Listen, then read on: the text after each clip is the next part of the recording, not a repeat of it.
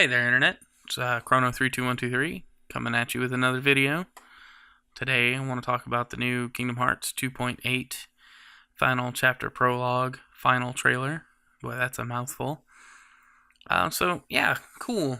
I love when Kingdom Hearts trailers comes out, or when they come out. I get super excited and then go back and wonder what they actually showed, if I should be excited or not, or when I'll get this. But with 2.8, since it's coming January, I can actually be like really pumped about this because I'll get to play it soon.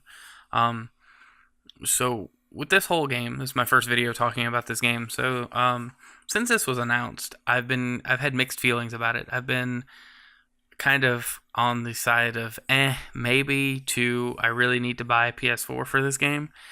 And I finally convinced myself that this game has pushed me to get a PS4, along with other exclusives coming out for the system that don't really have any bearing on this video. So, I've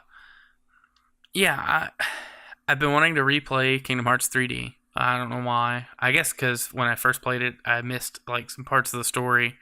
Probably because it was on the 3DS, and there were times where I was playing where I couldn't devote my full attention, and I was doing story stuff and just really wasn't giving it my full attention. That happens sometimes.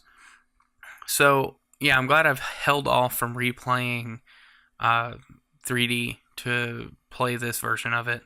I'm hoping they tweak a lot of things with it regarding the Pokemon stuff with the Dream Eaters. I don't really want to play Pokemon again, but that was a kind of a big part of the game. So I doubt they make major revisions to it. But who knows? Maybe we'll be surprised. If not, hey, at least it was a pretty good story, and I had a lot of fun playing the game itself. Just some of the side questing stuff was annoying. So yeah, I'm excited for that. The next thing that was, there's not much I can say on it. The bits of footage from Kingdom Hearts Key back cover looks really cool. I want to know what this story is. I've been trying to play Unchained Key on my phone, but it just does not hold my attention. Part of that is because I burn through AP so quickly that I'm like, well, I'll get back to this later, and then it's like 3 days later before I remember to log back in. On the flip side, during the zero AP campaigns, I get really bored just grinding through the story missions or trying to grind through the Coliseum to get more medals and stuff.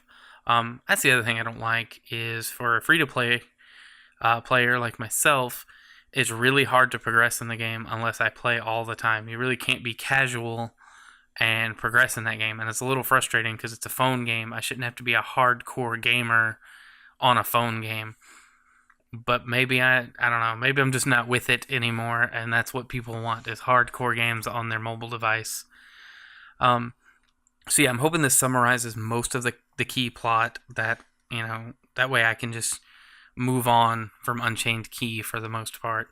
I should probably read a summary. I'm sure I could find one on the YouTubes or wiki or something. But yeah, so that's where I'm at. The clips that they showed, the animations look really good. The voice acting sounds spot on as ever. I don't think Disney would put their name on trash at this point. They've been doing pretty well across all fronts. So I digress. Moving on to the big part of this trailer, which was Birth by Sleep 0.2 Fragmentary Passage. I gotta say, I'm every time I've seen a new trailer on this game, I get a little more excited for playing it. But one of the things that really got me excited with this particular reveal was that the combat, they keep showing clips of combat, and you keep seeing like a lot of quick, like, big spells and finishers, and it's very fast and very fluid, and it just looks phenomenal. And this game, I think, just showed more of that, and really got me excited for it. It's kind of showing, I guess they're intending this to show what Kingdom Hearts 3 will be like, but also what a true sequel to Birth by Sleep could have been. And maybe that's what this game serves as, is the well, we almost made a sequel for this game. Here's some of the ideas that we wanted to use. So that's cool. I'm looking forward to experiencing the story for that more than anything else. Um, One of the things from the other reaction videos that I've been watching and other like people's thoughts on this, a lot of people are excited for customization, and I like customization in games. But in a game that's supposed to be like really short or not like full game length, like what's the point? You know, unless again, this is just another preview of what's coming in Kingdom Hearts 3. That would be, that would make sense if, they were experimenting with some customization. But from the video, I paused it on a few frames to see if the customization stuff actually added in any kind of stats or buffs or anything. It didn't look like it did. So it looks kind of just purely cosmetic, which is cool. Some of the stuff that you could equip looked really cool, but I'll take advantage of it. It's one of those pointless features that's going to be fun, but overall not add anything to the game. But it definitely doesn't take anything away, which is really good. I don't really want to go into a big in-depth analysis. I'll let the Game Explain guys fire up their analysis machine and do that for us. But I just wanted to share my thoughts on this recent trailer. I'm really looking forward to this. I didn't think I would be excited for another side story Kingdom Hearts game or another compilation game with a remake in it, but I'm really like pumped about this. 3D was super fun. Granted it was on the 3DS. I enjoyed it just more for the main story and like the big tie-in and how they tied everything together. So, it'd be nice to replay that game. And 0.2 just looks like it's going to be a blast. It'll be, our first foray into full HD, or I believe it's being patched for 4K on the PS4 Pro if you have it. So that, that'll be really cool to see Kingdom Hearts running at really, high resolutions and smooth frame rates. Which brings me to my other thing. The other thing I wanted to talk about in this video was the 1.5 and 2.5 release on PS4, which is Kingdom Hearts 1.5 and 2.5 together on PlayStation 4. Supposed to be full 1080 and 60 frames per second from the press release and everything. It sounds awesome. It really does. But I'll be passing on this. I don't think I have any incentive to buy it unless I can carry my saves over from the PS3 games. And that's because I don't want to play Kingdom Hearts 1 or Recoded ever again. I love those games. They are well, I love the first game. I said Recoded, didn't I? I meant Rechain of Memories.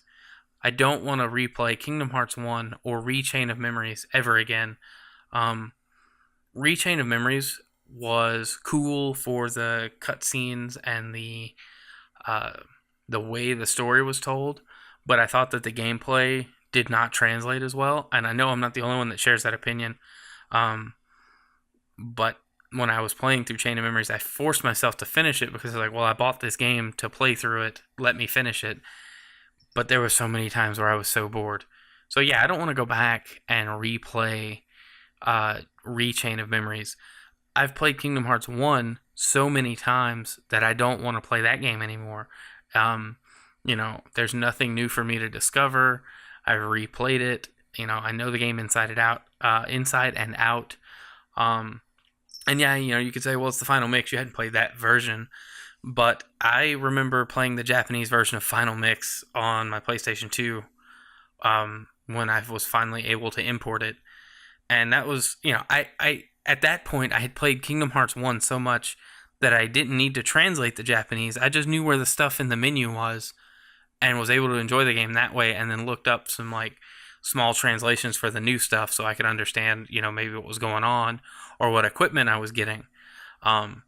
Which is the one reason I liked playing 1.5 on PS3 was that, okay, I played Final Mix before. Let me play it in English and understand what's going on. Now, that's not the same with Kingdom Hearts 2.5. I don't necessarily want to replay Birth by Sleep or Kingdom Hearts 2 Final Mix right now, but I I literally like a month ago finally finished Birth by Sleep Final Mix. Um, that's not to say I completed it. That or Kingdom Hearts 2, I finished it. I finished the story, finished the main quest, but I haven't done any of the extra boss fights, especially in Birth by Sleep. But I've tried to fight Lingering Will in Kingdom Hearts 2, but that's not happening for me for a while. I'm not high enough level, and I don't plan on revisiting the game on PS3 anytime soon to actually finish that. So if I can carry my saves over, as I was saying earlier, if I can carry my saves over, that would be the incentive for me to buy this game. So I can just pick up where I left off and finish those side quests and fight those extra boss fights or finish grinding out those levels I need to finish grinding out to do everything else. So yeah, that's kind of my thoughts on that. I know I'm a little late because that was announced like what feels like forever ago. But I just wanted to share that. I figured I could tie that into this video as well. So I don't want to keep it too much longer. So that's what I think. I put a link to the trailer. If you have yet to see it, check out that link. It's a pretty awesome trailer. A new Simple and Clean remix. Like we needed another one, but still good. Still really good. It's a remix of the Ray of Hope remix. If you like the music, I'm a huge fan of video game music by itself. I love games, but I like game music. So anyway, before I ramble too much off topic here, let me know what you think in the comments, and be sure to check us out for more, or check me out. It's not like anybody else is on my channel. So anyway, thanks for watching. Have a good one. We'll talk later.